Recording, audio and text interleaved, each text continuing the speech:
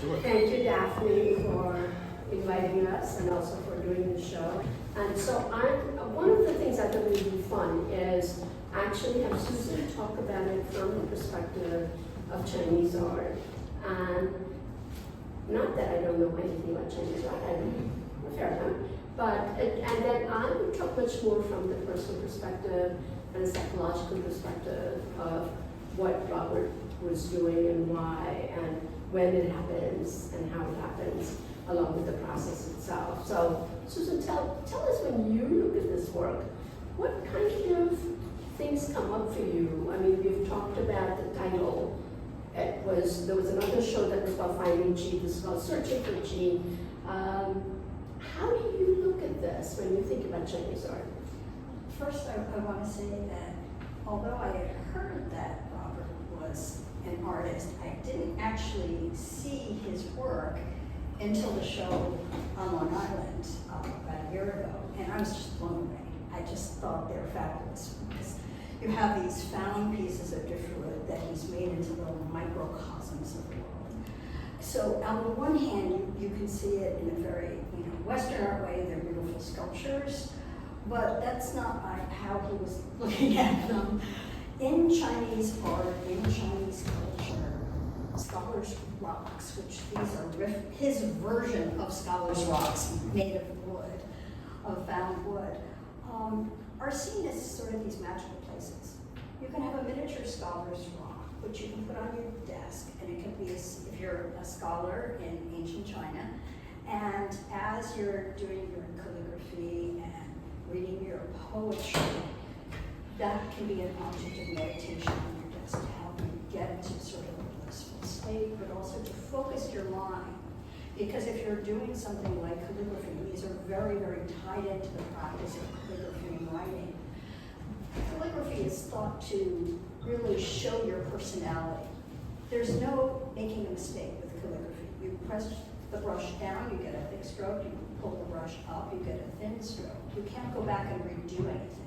Once the ink hits the paper, that's the record that is supposed to reveal your personality. So think of a scholar's rock as being something that helps you find your inner core as you're creating, as you're doing calligraphy and other things that a scholar would do, which would be writing poetry, things like that. However, you could also have a garden, and in your garden, in your scholar's garden, you would have a scholar's rock. Also, part of your meditation, but the meaning is even deeper than that, because in some ways it's considered almost like a magic mountain, because immortals were thought to live in magic mountains, and maybe particularly scholars' rocks made of stone from Lake Tai. These rocks were meant to be a microcosm of the world. So you have certain spiritual things within the rock that it's trying to transport you to another place, which very much goes into finding 𝙎. But I never do this, but I actually have a quote I'm going to read, which is not by me, which is by the artist 𝙎𝙬𝙖𝙬, who was made an entire career painting scholars' rocks. And when he talks about scholars' rocks, he talks about scholars' rocks being the DNA, the most fundamental element in a Chinese landscape painting. And so this is what he said. He said, scholars' rocks are the stem cells of the DNA and the structure of Chinese landscape painting. They create the basic building block for depicting sacred mountains and embodying the spirit and life force 𝙎 within them. How's that? It's perfect, right? And then he continues, the hallucinogenic effect of rocks, which can transform one's sense of time and space, has enabled Chinese literati to create spiritual and physical spaces that correspond to their aspired values. What he's really talking about is what is William Blake to see the world, in a grain of sand, right? That the scholar's rock itself is a microcosm of the world. And then when you look at the photographs, where it's a tiny element that he's blown up, he's doing the same thing, and it's using the most minute,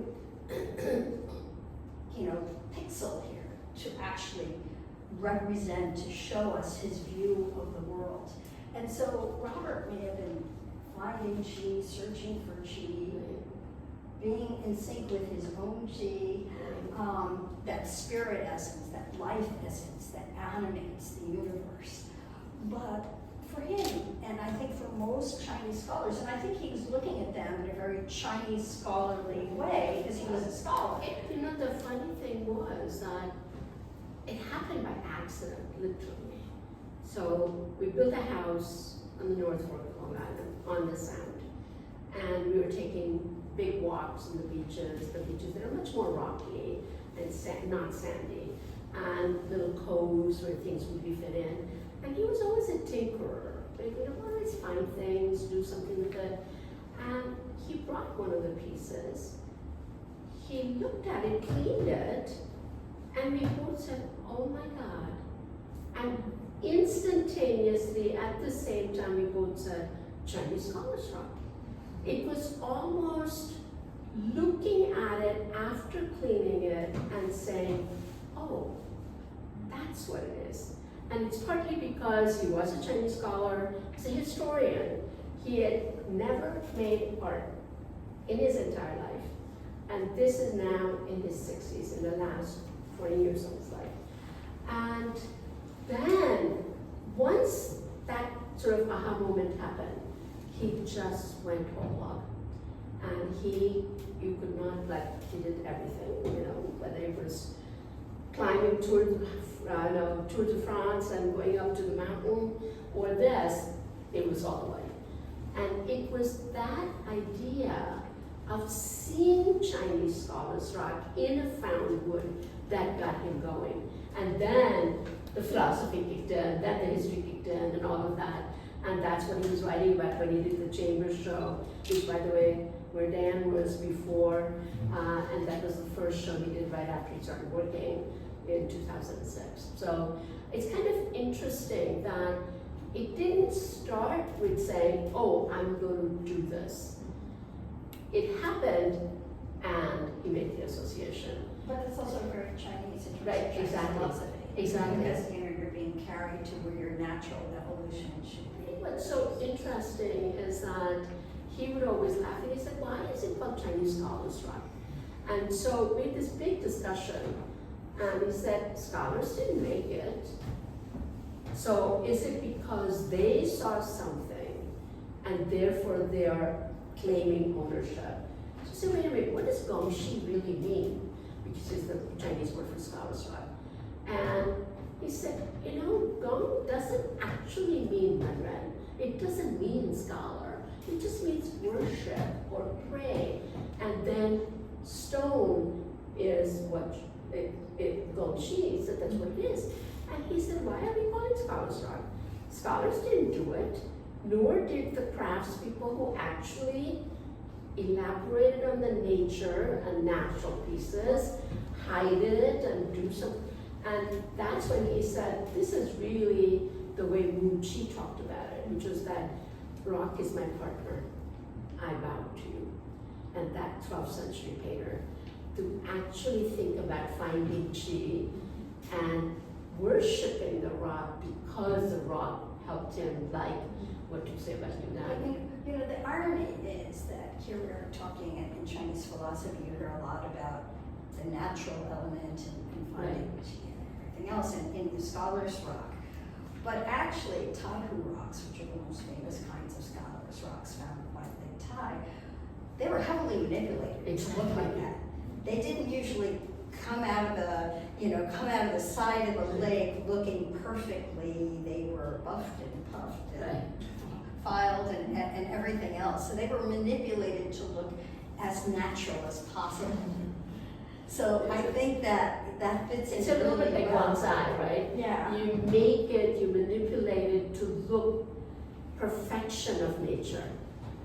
Or what your Therefore, ideal or what of your nature ideal is. is, yeah, right, which is so interesting. But I always like to think, can't you see like immortals? No, I can. But then I probably read too much Chinese poetry. But the big pieces, I was telling Dan that he was doing more smaller pieces which are in the first gallery. And 𝙍𝙬 Chang, who happens to be a good friend, came to Long Island, saw his work, and he said, small pieces. You don't have to be limited to Chinese scholars rock like size, and that opened up to all these big pieces are after Sai saw them in 2009 or 8 or something like that, a couple of years after. So for him, the bigger pieces are less about the external garden rock and more the extension of scholar's rock going big. But also, just look at the shape of this one. I mean, you could read it in so many different ways. Okay, you have the piece of fountain wood that he's manipulated to look like this, but it could also be, you know, think of some of the like swing paintings with dragons in it and stuff. Right. Doesn't it look like it's going to take flight at any minute? Looks a little menacing, where scholars' rocks are typically not menacing. Right. They're typically objects of contemplation. So I mean, I think he was taking it, and they're all really animated. Right. There's so much energy in all of them, and in a typical scholar's rock, you don't really have that sense of energy in the rock. The rock is very More contained. self-contained, Yeah. manipulated, self-contained, and an object for your focused concentration and meditation. But a scholar's rock, like a Chinese scholar's rock, would never like look like this. But it's really fabulous because it makes me think of all these other things in Chinese painting. Yeah. I mean, I think what's so interesting is that unlike Chinese scholars rock that were manipulated, he was very clear that the only thing he did is where to cut the piece and how to balance it. And it was about cleaning and getting all the rot out, and you know, of course, because it could be bugs, and sometimes there are gypsies. When we found it, it was so heavy. And he said, how are we going to carry it? And literally, sometimes you walk a mile, half a mile, stairs, you know, craziness. And he was determined, so sometimes he would get one of his friends and they would try to bring it up. And then, as he started looking at it, because he said, I gotta clean the inside, water started coming out. So it had actually contained a lot of water. And once the water came out, it became much lighter. And so it was not so much the shape, but then where to find the balance. That was his whole point. And so unlike Chinese scholars, he actually didn't manipulate the shape. But then people said, wait a minute, but you're painting it. Yeah. And he actually wrote about why you had to do that. Because he said, I realize that I am manipulating it in some way. But his reason was that I have to protect this wood, number one. So he found out by experimenting, but also by talking with Martin Puryear, who also is a friend, a major artist, and he was talking to Martin about, I want to get organic paint, something organic. I don't want artificial thing. And he said, have you thought about milk paint? Which is what the New England barns are made of, and it's very sturdy. And he said, you know, it's now available in powder form. And Martin gave him the name of the shop, and of course he bought 100 different varieties, as he probably was bound to do. And then he started mixing it. And then the goal was that if you want to see the texture in the wood, how can you do that? So what he would do, for example, with this piece, is that he would first paint the whole thing white. No, first was all green. Then he would wait. After cleaning, and all kinds of sandpaper and fine sandpaper and whatnot, then he would let it dry. Then he would paint the whole thing white, or off-white in this case. And then use the sandpaper so that things that were first coat would emerge at the bottom and the second coat would stay at the top.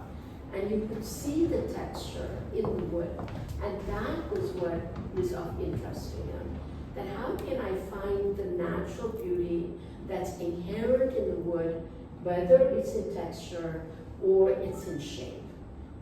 That was what would excite him. And sometimes I will tell you that there are a couple of pieces which he only painted one color and he hated it.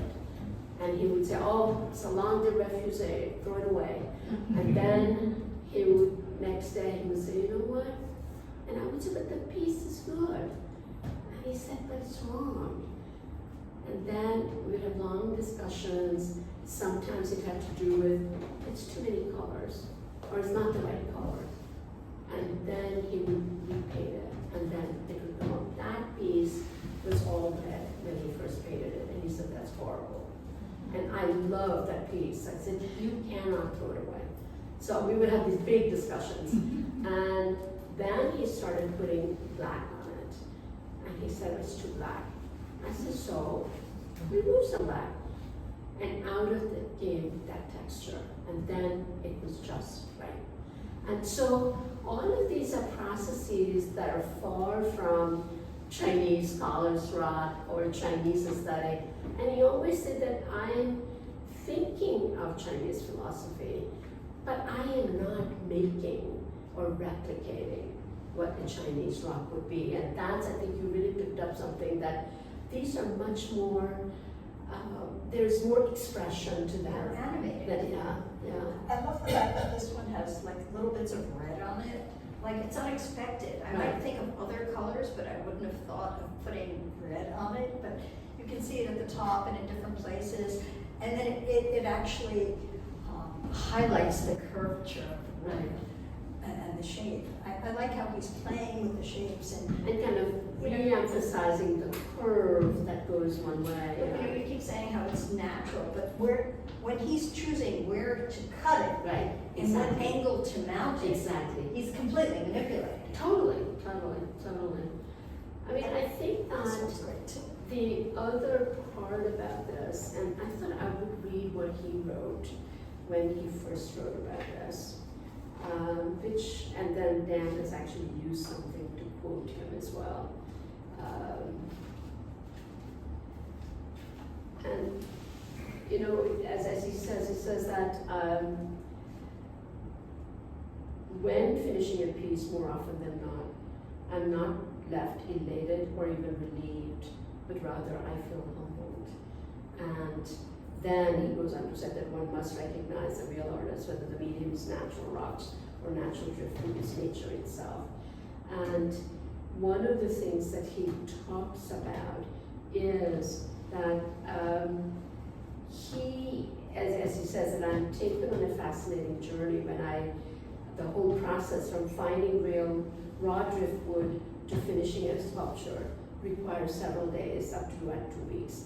Each time I'm taken on a fascinating journey, not only through discovery, creativity, and craftsmanship, but also through philosophy, history, and psychology. When it goes well, there is no sense of separate scholar, artist, and artisan, but rather all three intersecting as one. It's only by touching the wood, shaping it, and feeling it that one senses what motivated great Chinese calligraphers and painters many centuries ago. That experience convinces me that qi is not some abstract concept, but an ultimate creative force that empowers art while it eludes precise definition. And why I read that is because some of you read his book, A Fractured Mind. He suffered from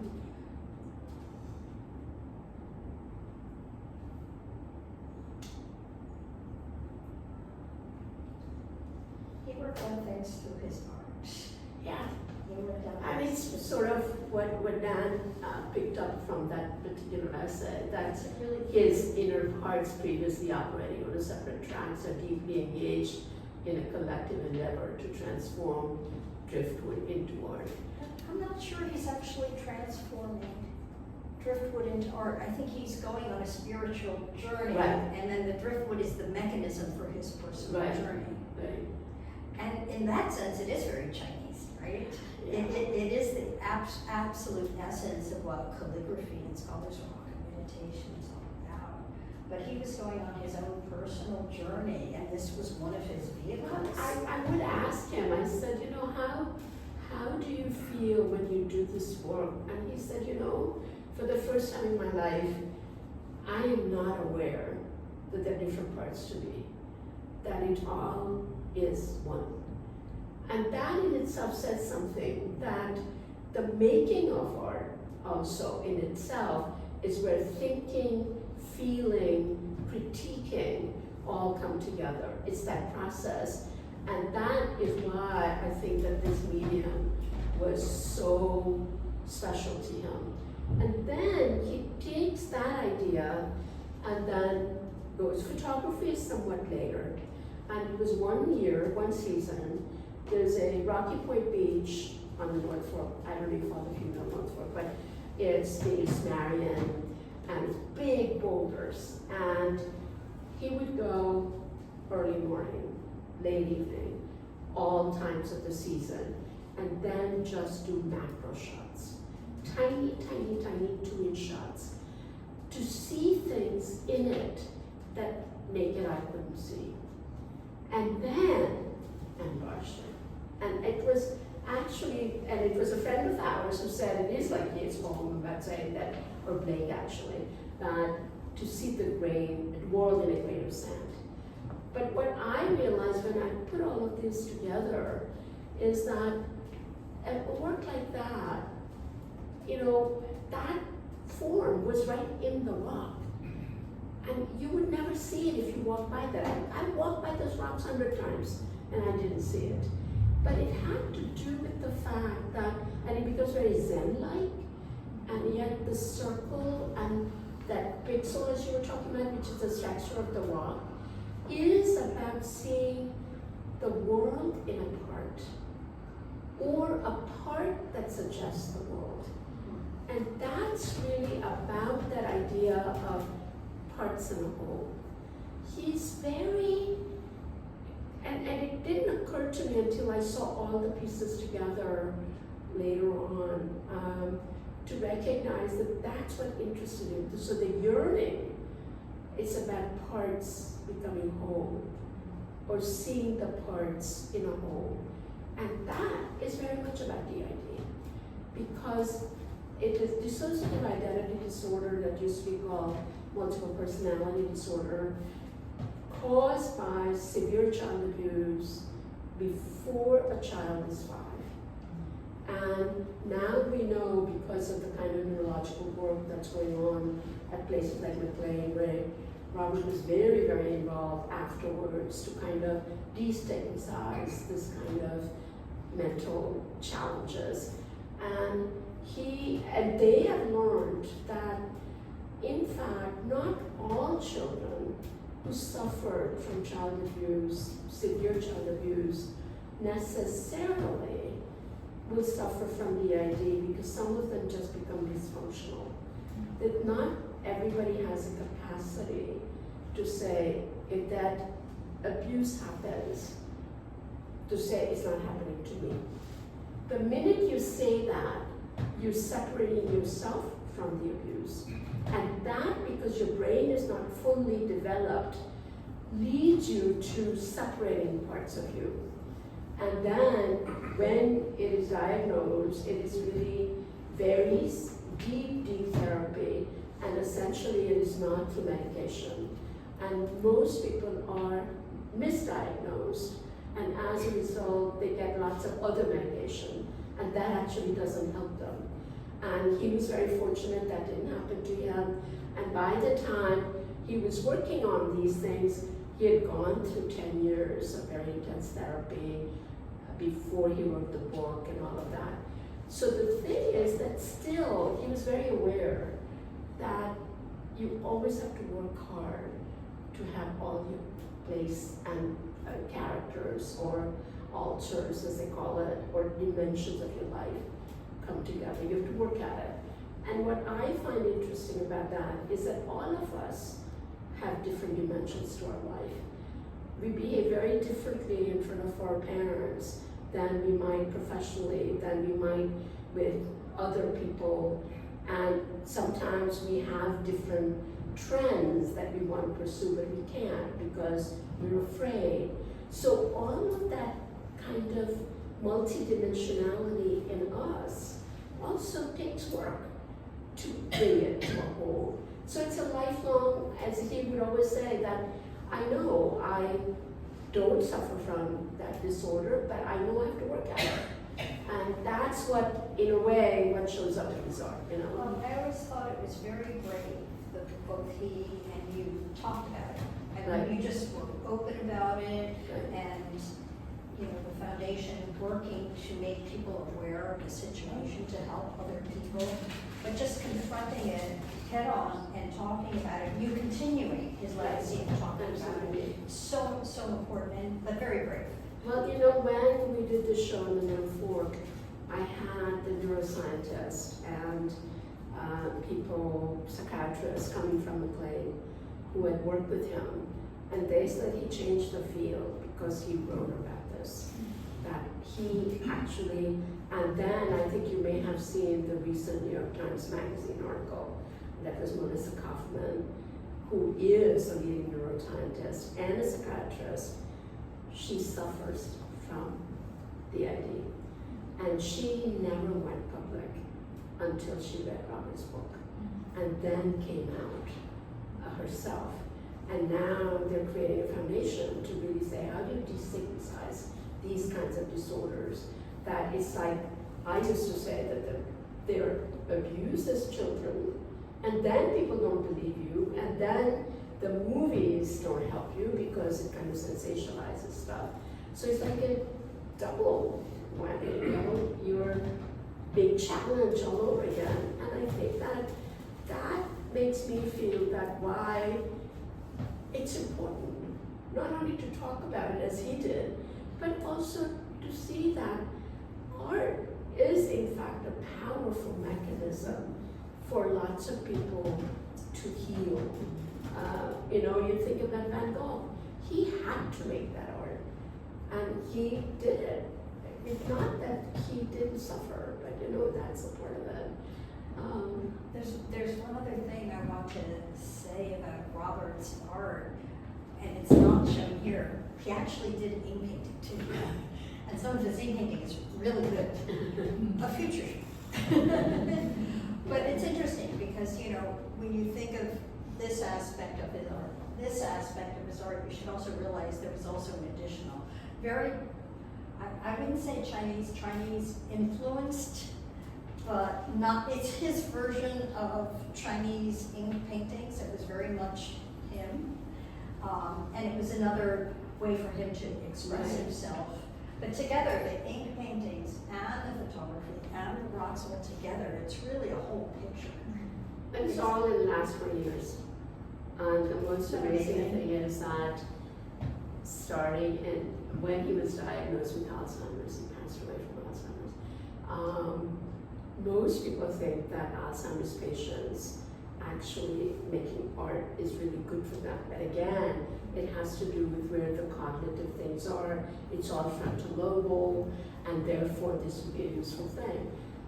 For him, he literally stopped doing art after 2021. He would tinker with the sculptures, did some painting, but he stopped making Chinese sculptures. And I realized that it's because I asked his neurologist, and I said, why?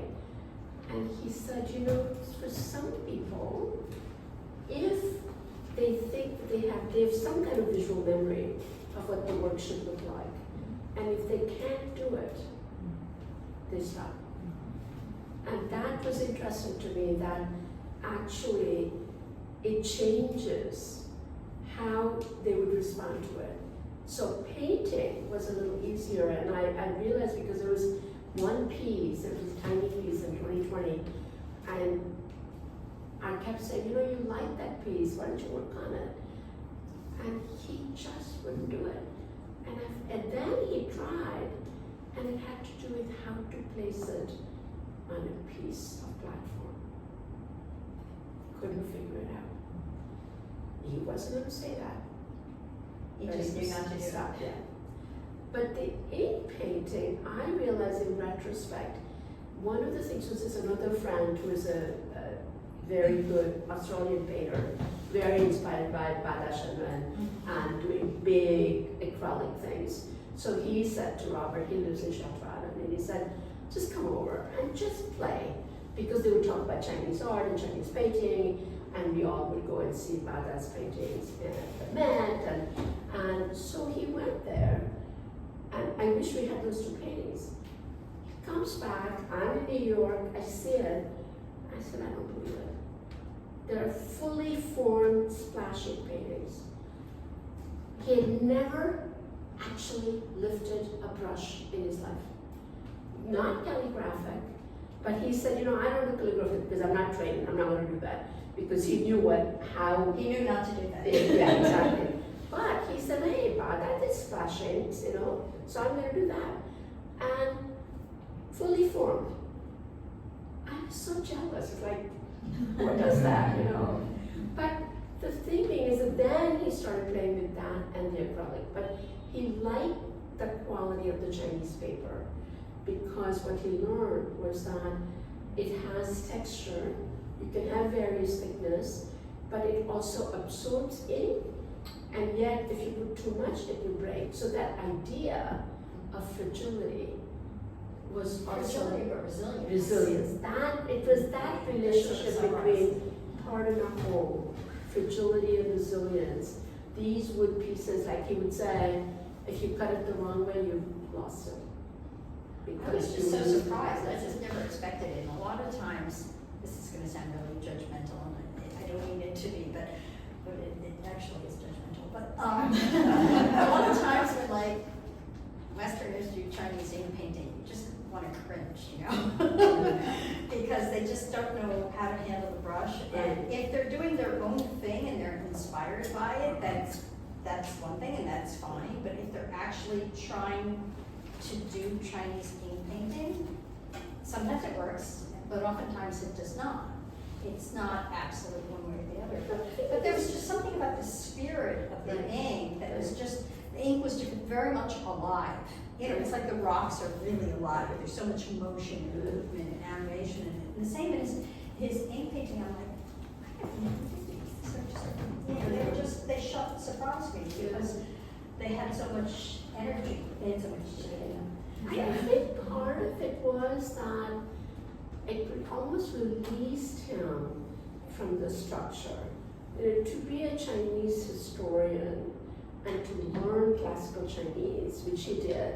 He was Jonathan Spence's first PhD student at Yale, so it's like a big deal, and all his life to be the leader, to be the administrator, to fundraise.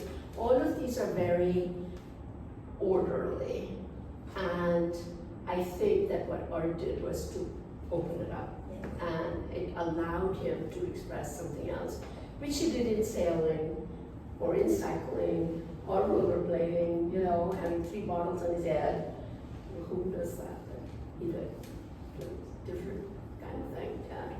This is a pretty fabulous legacy, that you can see his energy and his emotion and his search, Yeah, no, thank you. And why don't we open it up? If you have questions, thoughts, how do you react to it, comments, anything? It's a good time. I'd ask, so now seeing this exhibition, or every exhibition has kind of a life where it's like, there's first the imagination of it, then there's the checklist, and then there's a planning grant, and then it's installed, and it's like, how does it feel? To me? Yeah.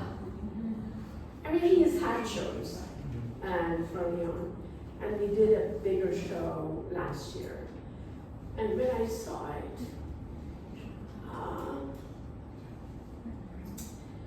I know he's very happy. And how much, that particular show was something we talked about before it happened. And I know how much he wants it. But do you feel freer from it, from doing the shows? It comes back. It's been 2 years,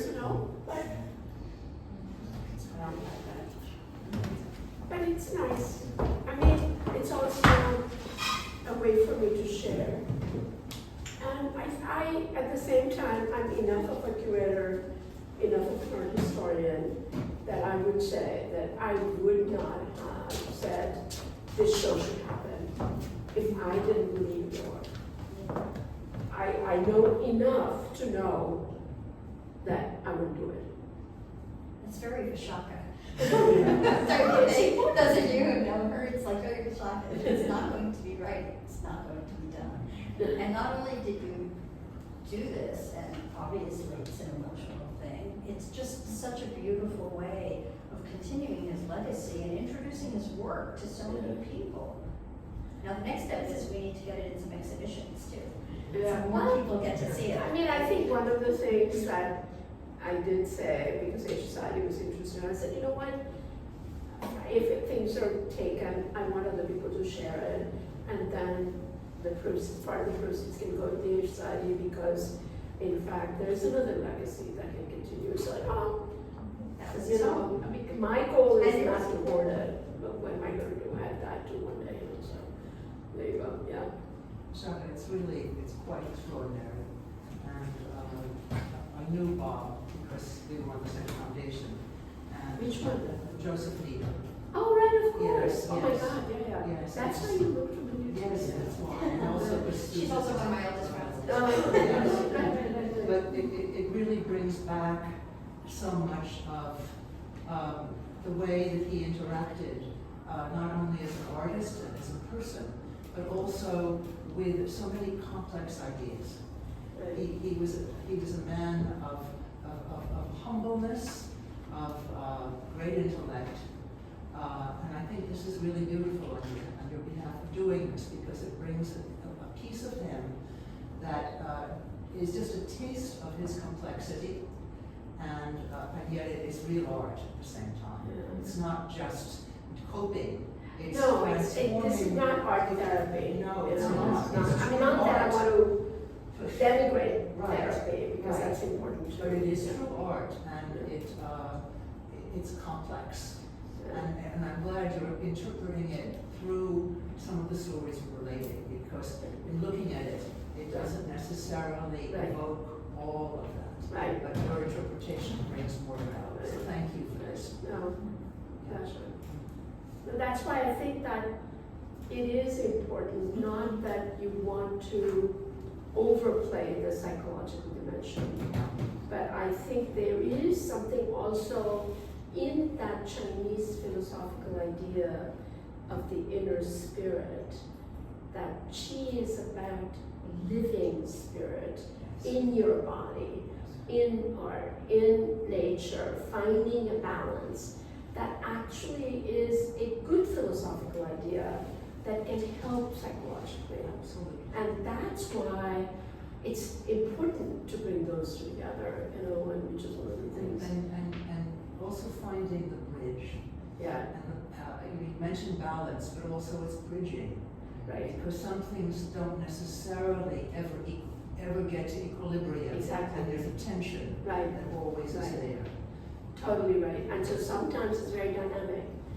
And it's not always trying to control it, but to see the flow, which is very Tai Chi, right? To find the inner spirit through the Tai Chi. So it's very, very important. No, thank you. Yes?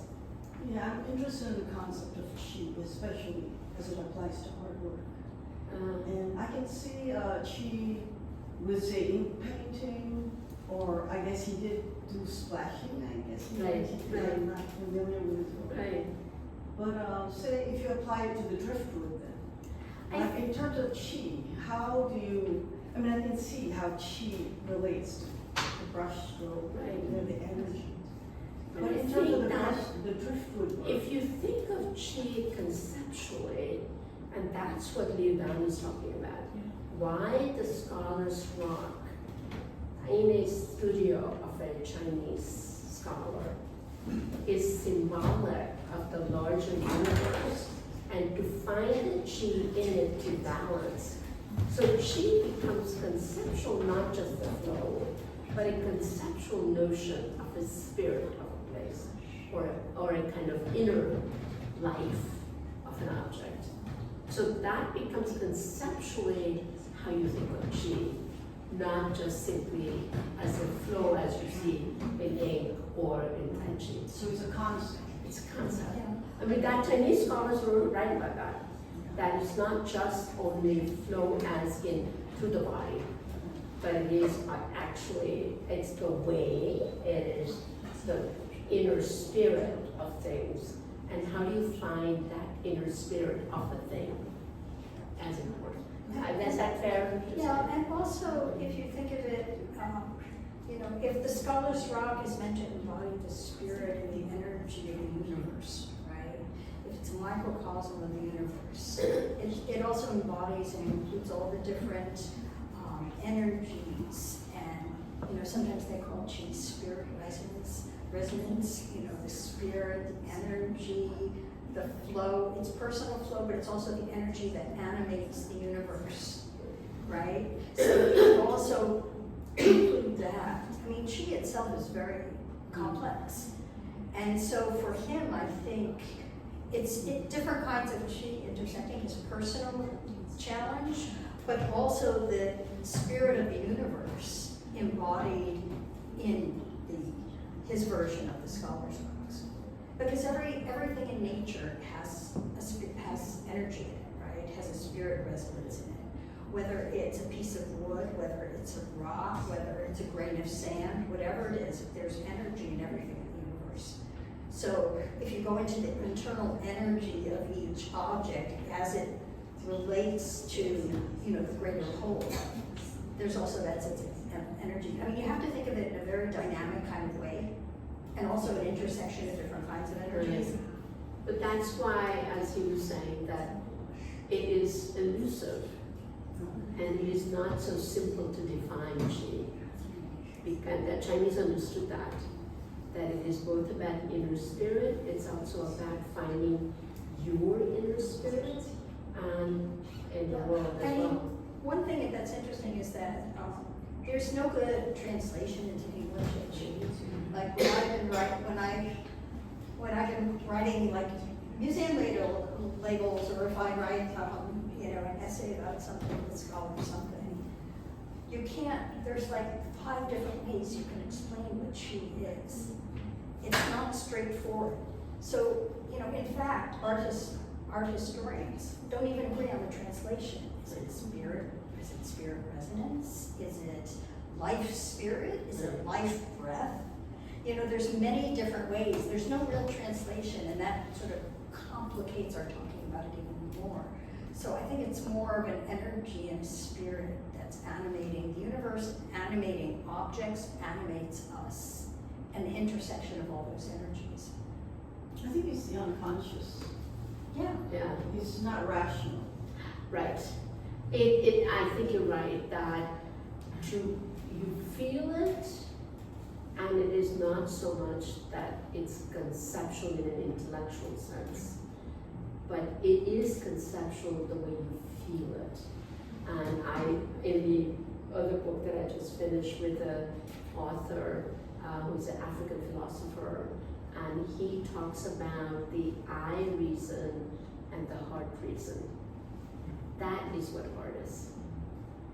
It is not just what you see, but also what you feel when you look at and make art. And this is an African concept. And I think that it gets to something about to feel and to think all at the same time. To view is more intellectual, but then it's sensory that goes through your body too. You said something very interesting, that it is a visual memory of what the work should look like. Right? Okay, so you haven't done the work yet, but it's in your head. Right. Or rather, it's at the time after he was diagnosed with Alzheimer's. So it was not so much before, but Alzheimer's is about your gradual loss of cognitive capacity. And people talk about muscle memory. So the muscle memory is, for example, to give you a very graphic example, because I witnessed it, is that we would do physical exercise, and he wouldn't do it unless I did it with him. And these were things that the physiotherapist had told us what he should do, so we would do it together. If it was something that was about moving forward, you could do it because you knew how to walk. If it was an exercise with legs going back, he literally couldn't figure it out as to what that was. Then I would move his leg and say, this is what we mean And then I would do it a couple of times, and then I would repeat it, then he would almost do it. So it's about the muscle memory of things you know, and things you don't know, you don't have a memory that can take in any way. Similarly, what the neurologist was telling me is that he has some visual memory of what he should do to make a piece. And not being able to do it meant he wasn't going to do it.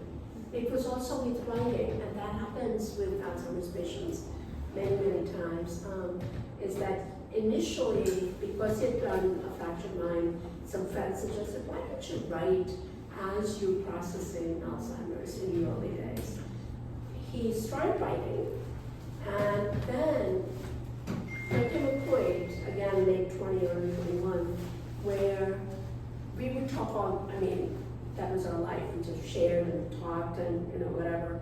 And he would give me the stuff he had written. And I would say, well, what about this? And you forgot that. You want to add that?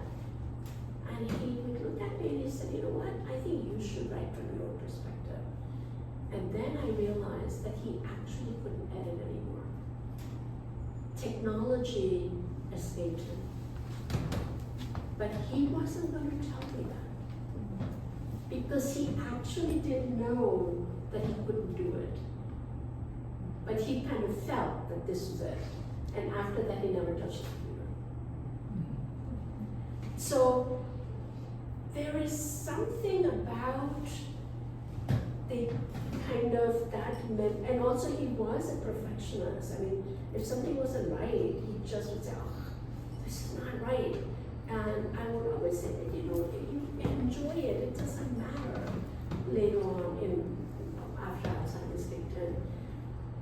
He wasn't going to do it if it wasn't right for him. And that not right for him was he knew it didn't look what he wanted it to look like. So, but let's not end there. I think the truth is that he's given a lot. And a lot of things for us to enjoy. And you know what just came into my head? Your wedding at Central Park Boathouse, fire ceremony. There are a lot of old friends here, remember that? Yes, I do. Just like the most perfect love. Well, Maria and Weil said it was a 5-handkerchief wedding. I don't know what that meant. He said, you know that. And she said it's like the 5-star hotel, Said, oh, okay, that's pretty good. It's so beautiful. Well, I really appreciate all of you coming, and thank you. I want to just thank you for sharing all your thoughts and information. Not easy to Well, share. tell people to come and see. So, yeah, Thank you all for coming very much.